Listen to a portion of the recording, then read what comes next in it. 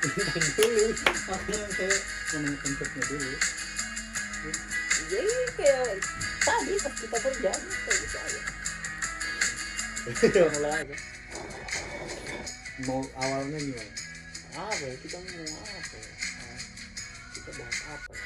Maksudnya opening kayak welcome back kan ada yang gitu. Hai, masa hai gitu kan enggak? Apa ya?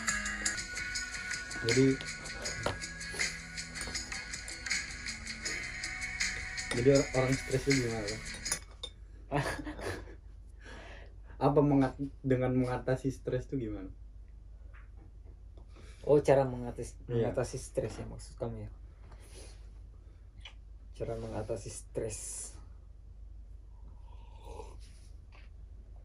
Sebenarnya sederhananya kalau masalah stres, apa yang membuat seseorang menjadi stres adalah karena keinginannya yang tidak terkendali.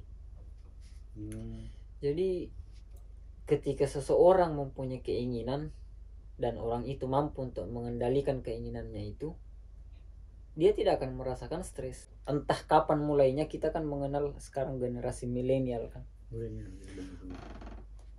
Generasi milenial yang seolah-olah digenjot bahwa pada di umur-umur tertentu kamu harus memiliki misalnya materi ataupun uang senilai sekian dan sekian. Nah, pada saat target itu tidak tercapai, maka orang itu akan dianggap gagal. Nah, itu yang kemudian menjadi sebab sebenarnya mengapa kemudian hari ini kita banyak menemukan anak-anak muda yang stres, depresi ya. Ya kan, tidak pede dan tidak yakin untuk emosinya pun tidak terkontrol. Karena kenapa? Keinginan untuk mengabulkan apa yang kemudian sering dia dengar, bahwa pada umur sekian kamu harus memiliki ini, padahal kan tidak seharusnya seperti itu. Enggak juga gitu. Kita kan ada banyak sekali motivasi yang mungkin ini agak berbeda kalau saya ingin mengatakan bahwa stop menonton motivasi. Karena menonton motivasi, kita bagaikan sebongkah kayu yang dibakar, apinya menyala, tetapi kemudian begitu saja habis menjadi abu yang tidak berarti apa-apa.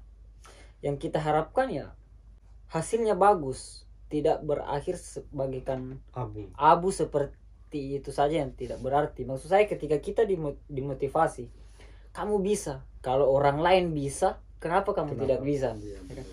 Padahal ini sebenarnya motivasi paradoks. Ini yang menjebak kita sebenarnya, menjebak kebanyakan orang-orang, termasuk generasi kita. Ketika kita mendengar bahwa ketika orang lain bisa, kenapa kamu tidak? Padahal kan bisa jadi hanya orang itu yang bisa, kita memang ditakdirkan untuk tidak bisa di situ. Kita mungkin bisa untuk hal-hal lain.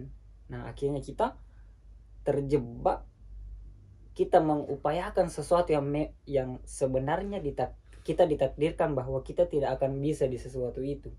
Berarti setiap orang itu punya teknik masing-masing lah ya, kayak punya bisa sendiri-sendiri gitu.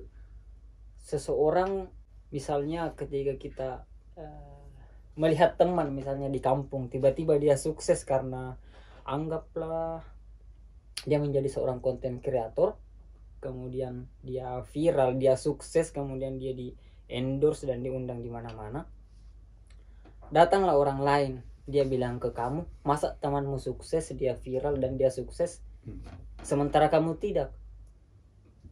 Kalau temanmu itu bisa viral, kamu berarti bisa juga. Padahal mindset ini yang sebenarnya harus kita ubah. Ya mungkin rezekinya teman itu, rezekinya kita tidak di situ kan. Nah, kita terpaku di situ. Nah, jadi mindset itu, kalau bagusnya mindset itu mungkin bahasanya kita ubah. Ketika orang lain bisa di situ, mungkin saya bisa di hal lain. Iya, seperti itu.